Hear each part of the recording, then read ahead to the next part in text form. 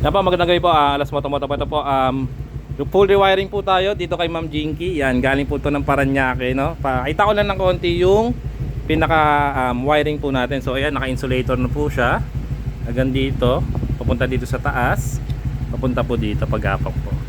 So ang tinanggal po natin kay Ma'am, ito po. Yan. So nagbago ng wiring po si Ma'am. So safe na kasi dati wala siyang fuse, no? So ito yung mga relay, ito yung flasher, ito po yung balas po, no? So Ma'am, patry po nga ako ng low, Ma'am.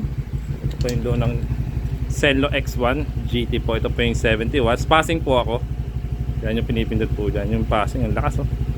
Yung high naman po, yun yung high po, yung kulay dilaw. Papassing po ako. Papatay namin yung driving light. Passing lang po. Yun, grabe. Hold po ng passing. Yan, ganyan po kalakas ng 70 watts po natin. So ito po yung X1 GT po ni Zenlo po, no? Yan po, bali doon naman tayo sa busina. Patry nga po ang busina.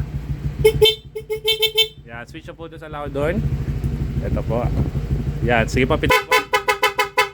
Tapos diinan po ako. Yan, bali dalawa po siya. Dito po yung isa. Nandito po sa ilalim po yung isa po, no? So mga gusto magpa-schedule, yan, gantong setup yung gagawin natin. Malinis na malinis po. Nakahinang po yung loob. Automotive words po yung ginagamit natin. All original po, no? So 1 year warranty po tayo sa gantong setup. 60 days replacement po tayo sa mga item po, no?